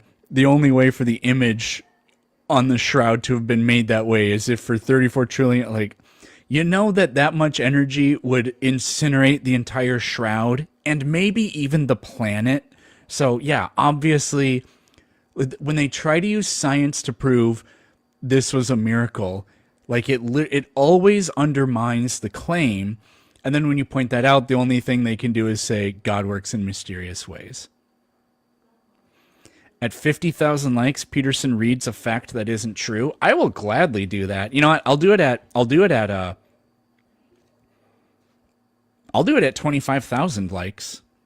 We're kind of close to 25,000. Ooh, look at this picture of my, you guys can't see it. My Jaguar. My Black Panther and my Jaguar. There's no such thing as a Black Panther. It's not a real animal. Or it's not a different animal, I should say. That's like saying an albino buffalo is a different species of buffalo. No, it is not.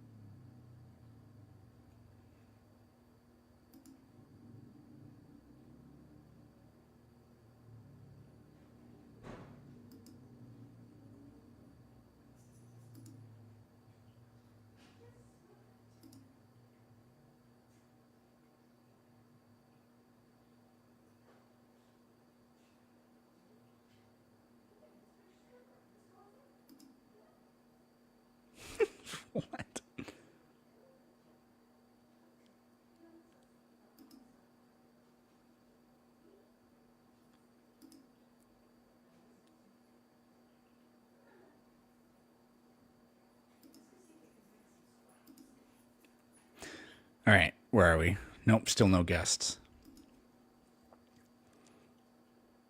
T-Rock once said the gravitational collapse caused the global flood. Yeah, I don't know what that means.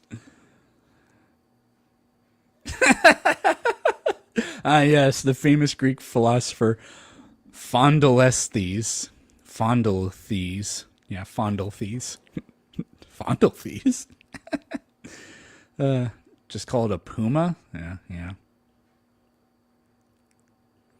Imagine believing anything Ron Wyatt says. Yeah, that's pretty, yeah.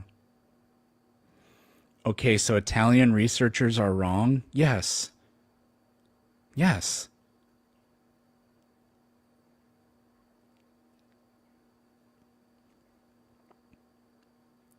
You know, Makafer, if you know so much, why don't you come up and tell us about it? 25. Oh, we did hit 25,000. I'm not going to lie. I totally forgot that I said that. I want to pick one that's kind of short. So, nope. That's like the longest claim in the entire book. Okay. We can do the Salem Witch Trials. This is only 1.5 pages long. Imagine all the people imagining. Yeah, that would be kind of funny, actually. Opinion on cats? I like cats. I have 2 of them. All right. Fact that isn't true, number whatever this is. The Salem Witch Trials. The Salem Witch Trials were a series of hearings and sentencings of various people accused of witchcraft. Many misconceptions about the nature of the trials exist. Everyone has heard of the Salem witch trials, but few know the details. Its popularity has artificially inflated its significance. Surprising fact number 1. The trials only lasted 15 months, from February 1692 to May 1693. Compare that to the Spanish Inquisition, which lasted 356 years. Nobody expected the Spanish Inquisition to last that long. It's a Monty Python reference. Surprising fact number 2. Not that many people were found guilty. Over 200 individuals were accused, but only 30 were convicted, and 19 were executed. One of the more depressing elements of the accusations is that many appear to have been predicated on nothing but mental disorders or medical events. Persons suffering from mood disorders or those with epilepsy were stigmatized and assumed to be possessed or conjuring up evil. Oh man, we got a guess now? And it's Ray?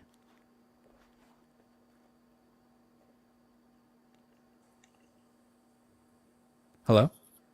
Hello. What's up? I've just got a question on evolution. Did you want to like debate evolution or what? No, I just like, cause human evolution. I've just got a question about it, cause I don't know. Okay, go ahead. So from my understanding, evolution is like when 2 groups of the same species become separated, and because they face different selection pressures, they like through natural selection they evolve, right? That's one way it happens. That's either allopatric or sympatric speciation. I can never remember which is which. Yeah. So what selection pressure made humans like this smart, and how come humans out of all species that have ever existed are like this smart? This is not a quick answer, but I'm going to try to give a quick answer because we're not like debating or anything. But the first thing I'll do is I'll tell you that there's a book called The Social Leap by, his last name's Von Hippel. I don't remember his first name. It's a very, very good book. It's not that long either, and it goes over the science behind this. But the reason, so if we look at humans today, we are very smart. We're probably the most intelligent species, although we also do unquestionably the greatest number of stupid things compared to any other form of life. So it's kind of weird how it comes with both. But if you want to be able to predict, and this is kind of evolution, future success and like happiness for a person in life and like how much money they'll make even, it turns out that what grades they got in school, what college they attended, aren't good predictors of long-term lifetime success. Charisma, openness, and good interpersonal skills are the best predictors. So what this tells us is social intelligence is the thing that made us kind of the way we are, because we had brains this size and we had the capacity for all the kinds of reasoning that we do today before we knew how to do those things. But obviously we weren't doing math and science 300,000 years ago, but we were living in social groups. It turns out it takes a monumentally complex computing system to be able to do things like develop theory of mind and like to be able to read emotions in other people and things like that. And also like to be able to, a big part of it is also being able to navigate complex ecosystems, which primates do that. They live in trees, and their diets are pretty varied. So they have to be able to do they have to be able to navigate a complex environment. That we'll just leave it at that. So what took humans that leap forward, and there were many other species of human, it wasn't just us, but it was that it's not hi kitty cat. It's not necessarily the selective pressure.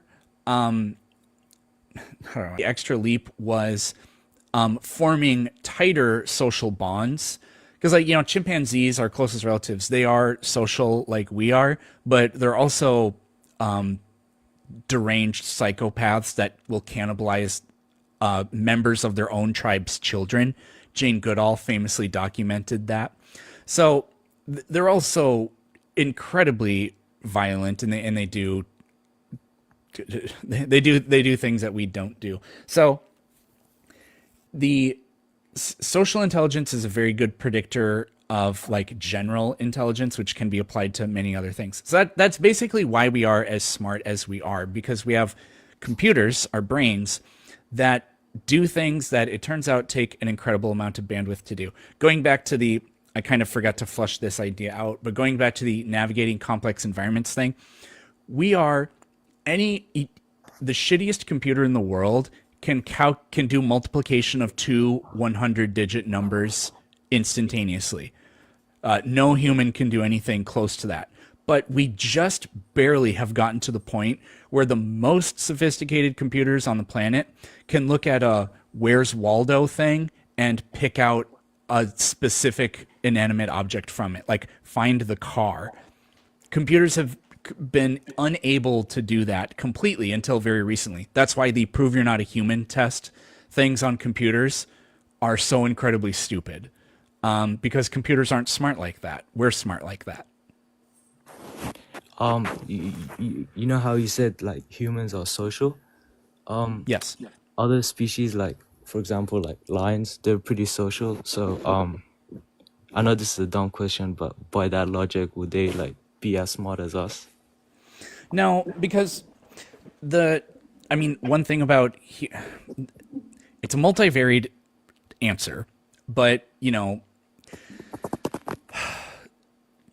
natural selection and evolution isn't about creating the maximally greatest, fittest imaginable creature. It's about simply creating a creature that just simply fits in its environment. It's literally just the process of good enough, not perfect. So, for a lion, well, if we think about humans, our social group is our strength, whereas for a lion, the social group is a strength, but not its only strength, because they're powerful creatures, right? But even, like male lions don't live with the pride. They only have a few male members. So, adult male lions are not actually really part of that, because it doesn't actually work for them like it does for us in the same way. Okay. I have one more question. It says here that creationism is dumb. Like, Yep. God of the Gaps argument, is that illogical to say that like maybe there is a deity that influenced the Big Bang? Is that illogical? I wouldn't say it's illogical, but these people pretend that the evidence precludes everything other than that conclusion, and it doesn't do anything remotely like that. I don't think it even strongly supports it in any sort of sense, because any kind of argument for the creation of our universe is an equally good argument for simulation theory, and simulation theory is literally less like, I don't want to say crazy as like pejoratively, but I can't think of what else to say. It's less crazy than the idea of a being of infinite incomprehensibility that is literally supernatural in nature. Thank you. That's about it. You're welcome. How do I? I'll do it for you. I'm actually really pissed I didn't record that, because that would have actually been pretty good content. Anyways, where did I leave off? Okay. Going back to, some of you weren't here for this, but somebody asked me to read one of the facts that aren't true from my new book, and we're going over the Salem witch trials. Mass hysteria causes people to see things they're paranoid of in everything. Witchcraft was blamed for everything from kidney stones to sudden deaths, which in colonial America were shockingly high to begin with, making the connection between witchcraft and sudden death a spurious correlation. Surprising fact number 3. It was not only women who were accused and convicted. Although a witch is a female, witchcraft is any form of sorcery in which anybody can participate. So the actual crime is sorcery. 4 men were executed in the trials, and 1 man was tortured to death without a trial. More on him later. 2 dogs were even executed. Bonus fact that isn't true: the claim that witchcraft and sorcery are real, they are not. Surprising fact number 4. Nobody was burned to death. The people put to death by trial were hanged. That is, except for Giles Corey. Corey is the one who never had an actual trial. Corey's wife, Martha, was convicted of witchcraft. At first, Corey testified against his own wife, but he later tried to recant. This only made people suspicious that he was guilty of sorcery. Corey was thrown in jail with his wife and refused a trial because he knew there was no hope. He demanded that the state get on with it and execute him. Giles Corey was executed in a way nobody else in the history of colonial America or the United States ever has. He was crushed to... That should be a different paragraph. Shame on me. He was crushed to death between 2 stone slabs. It's confusing as to why this was done, considering it was illegal for the state to execute somebody in this way. In any case, over a period of multiple days, sources range from 2 to 9 days, weight was incrementally added to the stone slab over his body. His final words, allegedly, were, "More weight." Oh, did I mention he was 80 years old at the time? Martha was hanged 3 days later. There we go. Not the dogs, bro. Yeah, they executed dogs for witchcraft. Like, what the fuck?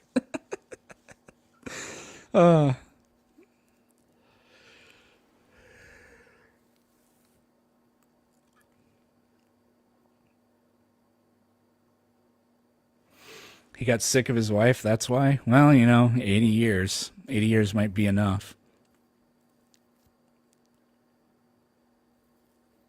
Well, they were probably married for 60 years, which is a crazy long time.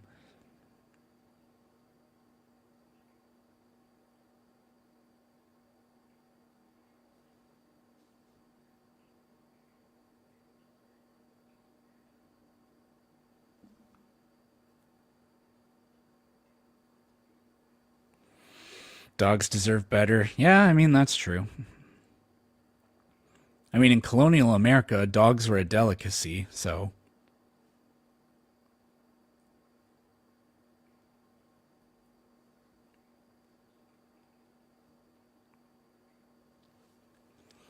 Good news, YouTube. I don't know if this is good news or not, but I'm thinking about doing 3 or 4 live streams a week and actually having it be a call-in show. So I'll just do Google Meets. I'll just have the link in the description or whatever, and if you want to come up and either debate or talk, there'll just be a Google Meet link for it. And if I have nobody to talk to, then we'll just watch really crappy videos on YouTube and laugh at them. What up, Hello. Owen? Yeah, so you want to talk about the Big Bang, I think. Yeah, so do you believe matter is infinite? Like the matter of the universe is infinite? Do I believe that the matter of the universe is infinite? I don't think the universe may very well be infinite, go on forever, but the matter No, of the like universe being timeline, infinite, right? I have no idea what that means. Is there an Like infinite so amount matter. of stuff in the universe? No. It So like appears matter. to be. Yeah, so matter cannot be created nor destroyed. So I mean, like, has it been here for an infinite amount of time? Oh, is it eternal? Yeah. Eternal, Infinite yeah, amount of sorry. time and eternal are different. I don't believe in an infinite span of time going backwards, but I don't see any logical problem to an eternal existence. Well, for the Big Bang, doesn't it have to have a eternal time backwards? No? Why not? Because matter cannot be created nor the matter had to come from somewhere, right? Yeah, For there well, to be matter transforms into like pure energy can be transformed into matter, and vice versa. So what we know that the universe becomes a hotter, denser state as we go backwards in time. At some point, nothing we understand as or nothing that we would even call matter existed. What's the size of something that is composed only of energy? It can probably be any size, right? So before the initial expansion of the universe, did the universe not exist? I don't see any reason to assert that it didn't exist. It may have existed in a completely different form. Maybe it was just a naked wave function or existed in some sort of odd quantum state where time as we understand it is simply not part of that system or whatever. And then through quantum fluctuations or some sort of tunneling effect or something that we don't know at the moment, there was a release of energy or whatever, and the universe began expanding. so and they say like, oh, that's what created everything that we know pretty much today. Like Yeah. w- the idea of like there absolutely being nothing before, like, so would there not have been space before? Like, would there not have been the vast emptiness of anything before the Big Bang? Yeah, I mean, it doesn't make any sense, but there would not have been any space time at that point. What is space time? Well, that's kind of what the universe, I guess, is. Yeah.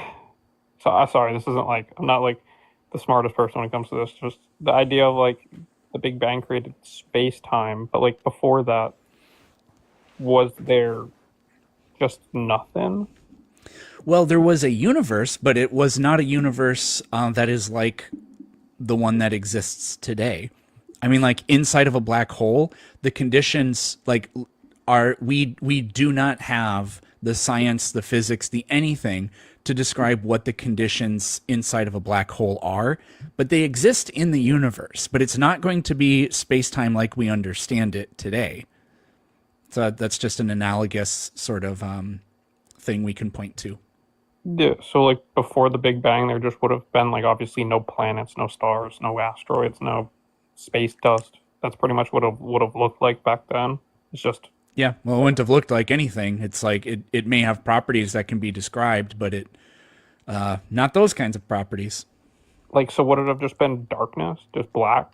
Like that's just like would it even have been black? No, it didn't have the property of being observable even. That just doesn't make like. I'm sure that It makes doesn't sense make sense to you. pretty much anybody. It can there are aspects of it that can be described in equations, but that's it. There are a lot of things that are like that, you know, like black holes. Once you're inside of it and you look around, is it black? Well, there's no such thing as observing inside of a black hole for all we know. So no, it wouldn't look black. Just the question, what would it look like? As best we can tell, is just simply an invalid question. Oh, sorry, I didn't mean to ask an invalid question, but that's just what like intrigues me. But I would say inside of a black hole, depending on if it would have to look black because black is the absence of light unless it had eaten a star. But even in a black hole, the light wouldn't have been able to travel to your eye. I think a similarly equivalent question is, do blind people see the color black? No, they don't Right. have the ability. That's an invalid question because it's just not appropriate. We're applying something that we're asking something that does not apply. So that's what I mean. All right. Well, yeah, that was pretty much what I wanted to talk about. Evolution, I think, is a fun one to talk about. Let's start with. You want to talk about evolution real quick? Do you believe in evolution? I mean, I have issues with with the start of evolution. That's fine. Well, like, where did life come from? Yeah, I've heard it comes from like amino acids or whatever, and then amino acids turned into single cell organisms. And Well, I mean, no, it wouldn't happen like that because organisms have more than just amino acids. But that's actually not evolution. So abiogenesis would have been a different process. It would have operated under different kinds of laws. There probably would be. It's different at the same time. But anyways, is your question just how did life form or what? Well, I guess that's like one issue I have, but I guess that has nothing to do with evolution now that I think about it. But I guess the idea of like changing species, right?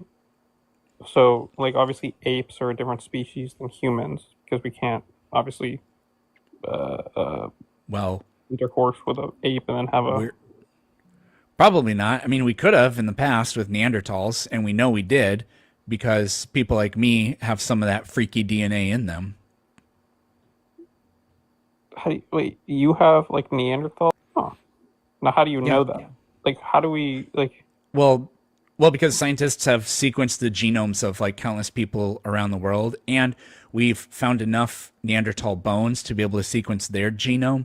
So we know exactly where the difference is. Until that people that lived outside of Africa met with and interbred with Neanderthals.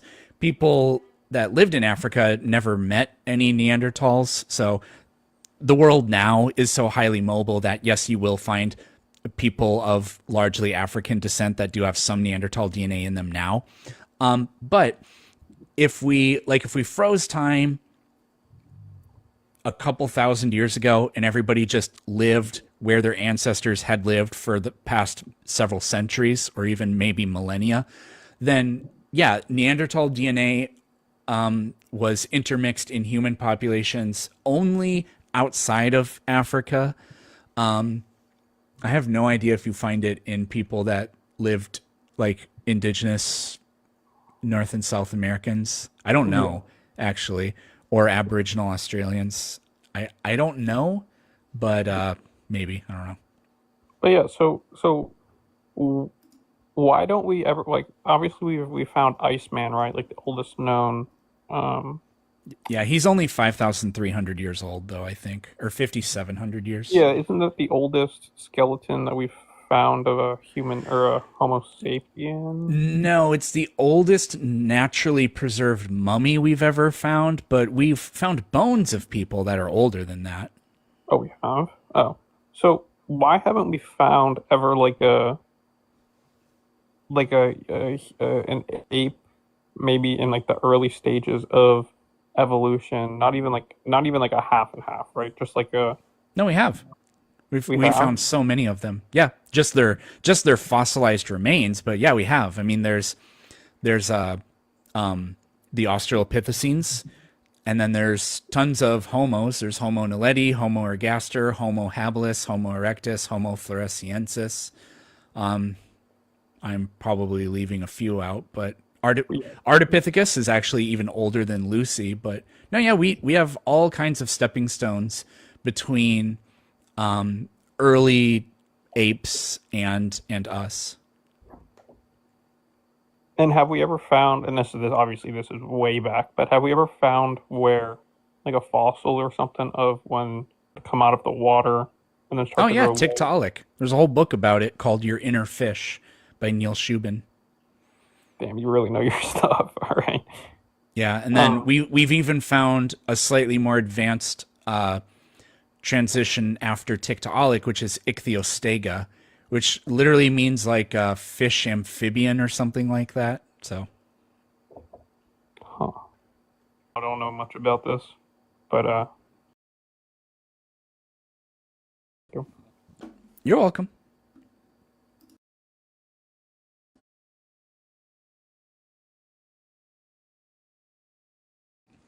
Bro called me smart. Gosh.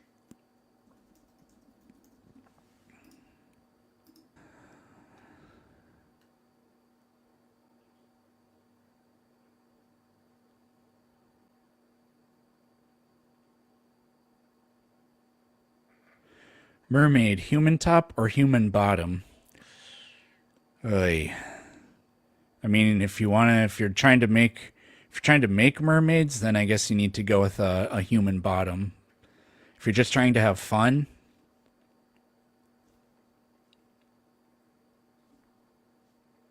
you know.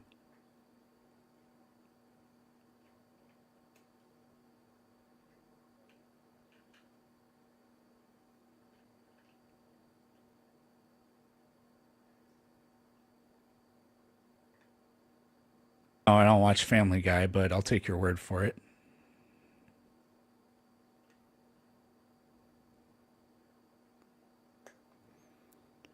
Thanks, HZR1.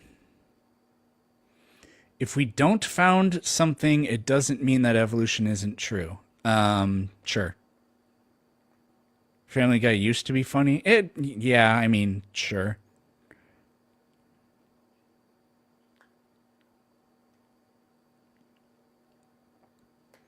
I follow you on YouTube. Thank you, Twitch.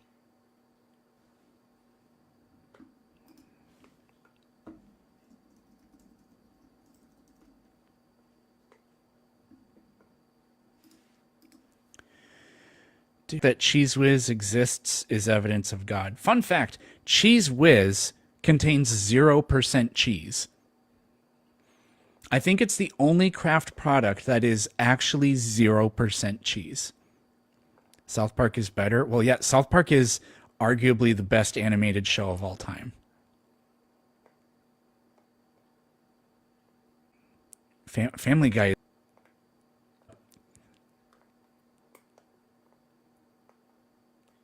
What is Cheese Whiz? Yeah, good question. I don't know, but it's not. It's 0% cheese.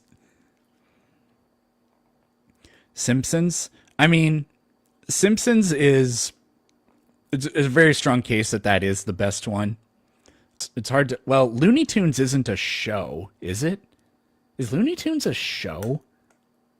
An animated series? Or is Looney Tunes like... No, it's not the equivalent of saying Cartoon Network. I don't know. What are the best animated shows ever? Tom and Jerry, Looney Tunes. I think Looney Tunes is a show, right? Somebody look this up. Tom and Jerry, Looney Tunes, Simpsons, South Park. I would put King of the Hill way, way, way up there. Looney Tunes was a show. Yeah, so there's a very strong case that Looney Tunes is maybe number one, too. Futurama. I mean, Futurama is absolutely great, but I don't know. I'm having this is really weird. I'm trying to think of animated shows. I got Tom and Jerry and Looney Tunes, which is like, and then this enormous gap, and then Simpsons starts in like 89 or 90 or whatever it is. And then another enormous gap, and then all these other shows I'm thinking of that started in like the year 1999. So it's kind of like it can't literally all just be recent shows. Scooby-Doo was actually only one season long. I don't know if that's true, but I actually heard that. It was really, or maybe not one season. It just was such a small number of episodes. Teenage Mutant Ninja Turtles. All right. Recess. Nobody's saying Recess. Recess is one of my absolute favorite shows. Peterson, where can I buy your book? Go to my link tree on my profile. There's a direct link. Yeah, somebody said Simpsons was 1999. No, it was like 89 or 90.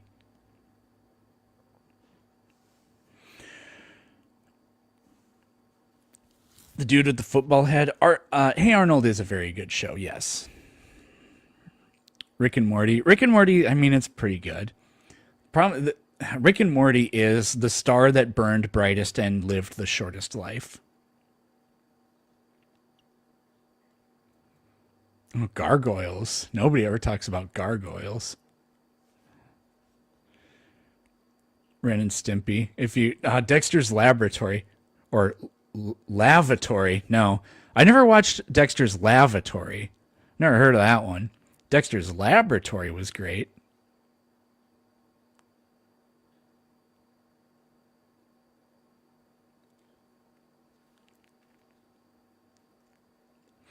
Johnny Bravo. I love Johnny Bravo. Courage the Cowardly Dog. What's the thing about Johnny Bravo is, I don't know, there will probably be all the like Pacific Coast and probably also the New England colleges. In a few years, they'll have this class you can take on toxic masculinity, and Johnny Bravo will be their Hitler, you know? But what people don't understand is that you guys know that Johnny Bravo literally never got what he wanted, right? He didn't win. Yes, he was a pig. We were making fun of him. That was the point. Remember what it's called. What the title of this video was, but there was this really, really good, Rocky and Bullwinkle, that's a deep cut.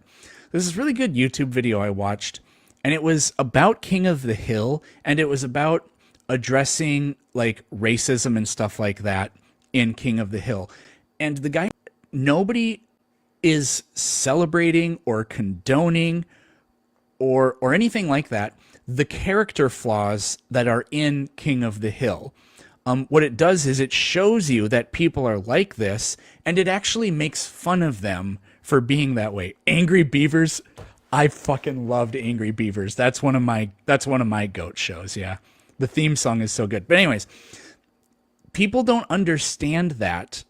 Well, maybe people do understand it, but it kind of seems like characters nowadays, it's like, okay, well, this character is stupid, and that's kind of the point, and let's make the stupid person like the central point of the show, and like they're a bad person and they get what they want and things like that.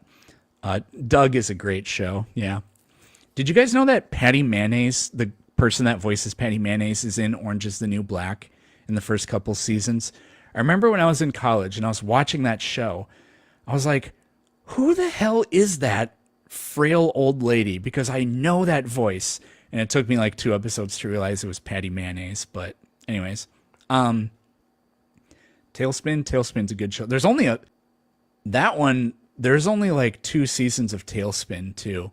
There aren't very many episodes of it.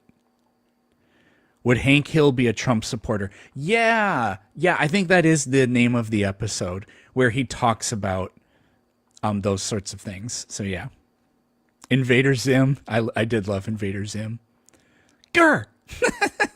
That was the little things right name, right? Grr. I think it was Grr. SpongeBob. Oh yeah. How did I forget about SpongeBob? I would put SpongeBob in a top 10 animated series of all time. I would argue putting it in the top 5.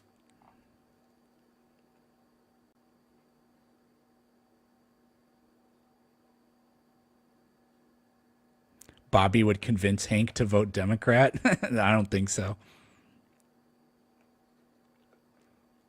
I'm pretty sure that Mike Judge was actually asked about this, and he said Hank would not have voted.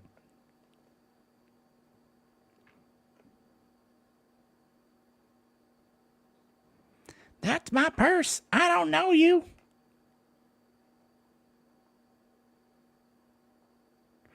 Pearson, can't you take that conversation that happened 21 minutes ago and re-upload it to YouTube? Yeah, I can. It's just that I film these on OBS on my Mac in landscape, where like it looks like I use a real camera to film them and it looks good. Re-uploading it as that in that vertical format would just be kind of unfortunate, but I guess I can. What about Dragon Ball Z? I have never watched one episode of Dragon Ball Z. So many people have said it's it's goated, but I've never watched one episode, so sorry.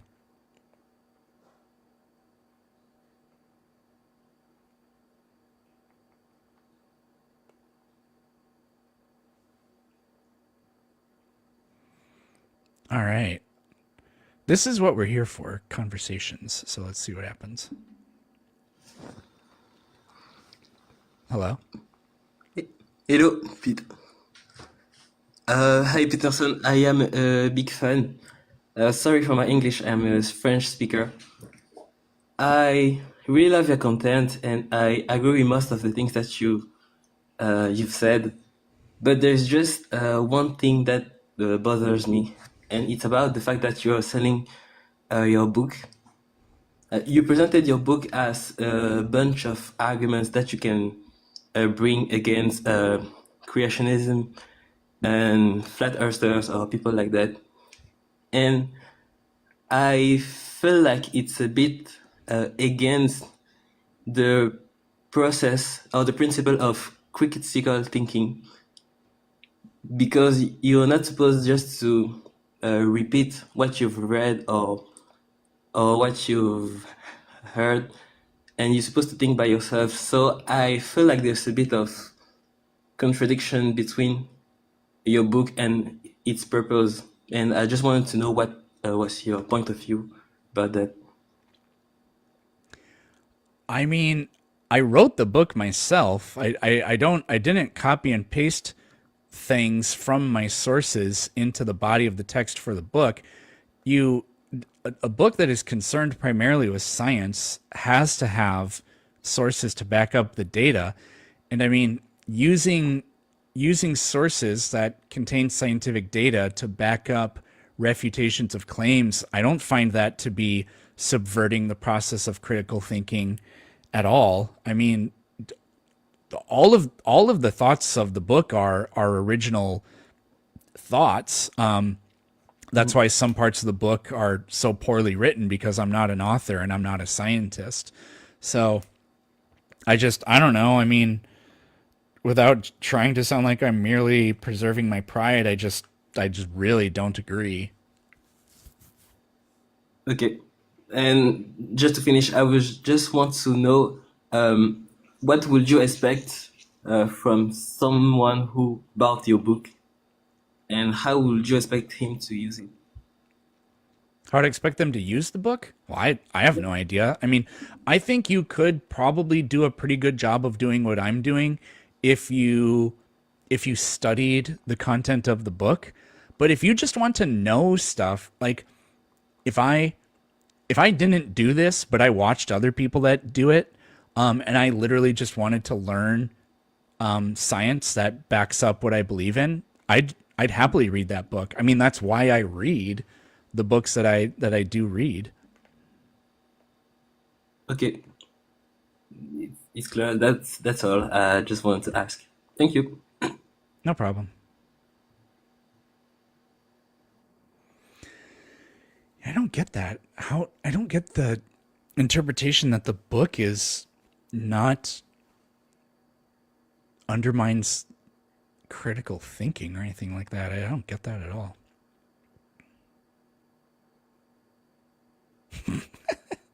Yeah, Tom, you tell him. Use it to randomly harass street preachers? That would be pretty funny. I did that once. Harassed a street preacher. Well, I didn't harass him. We actually had a pretty decent conversation. Went on for like an hour and a half. In where was I? I was in Santa Cruz. That was before. That was probably a canon event, because that was before I started doing all this. And I know that if I can't remember very much of it, but I know that if I went back and watched myself talk to that guy, I would sit there the whole time going, "No, you idiot. He just said blank, which means you should respond with this argument instead of whatever you said." So, but no, that doing that, I kind of was like, I liked that, but I didn't do a very good job. So that was I don't think I've ever talked about that before online, but yeah, that was a canon event.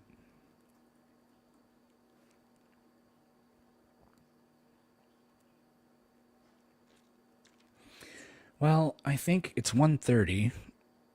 When did I start streaming? At 11:30?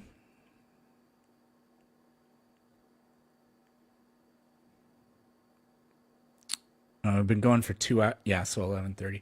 I don't know. We'll probably call it good there because I don't have anybody in the guest box. Hey, Eric, do you still teach? No. Unless you consider this teaching. Oy. What the fuck does 1:30 mean? That's the time it is? 13:30? If you're a communist, I guess. What time zone am I in? I live in the Pacific time zone.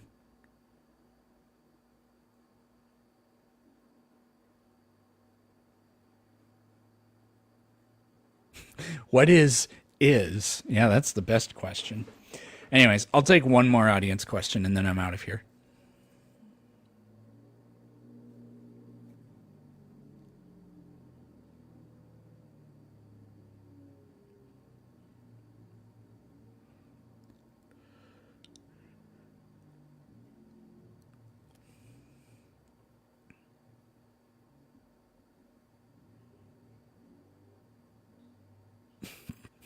That's not a question. What do I think about the transcendental argument? The transcendental argument is a pathetic circular argument that is a very cleverly disguised shifting of the burden of proof. It has literally zero explanatory value. And I know this because there are two kinds of questions you can ask them. How do you know God exists? Which they are incapable of giving you an answer for. And the other one, which I really love, is what can people who adopt this framework do that other people cannot do? That also does not have an answer. You probably want to be a little more specific and say, other than validate the belief that is the argument, what can they do? I asked a tag person that once, and it was so funny because they kept saying, well, if you don't or moral, blah, blah, blah. I was like, yeah, I said other than affirming the belief itself, what can a person adopting this framework do that somebody else can't? Funny stuff. Really funny stuff. So, anyways, that'll do it for me for today. I'll see everybody tomorrow, probably. Bye.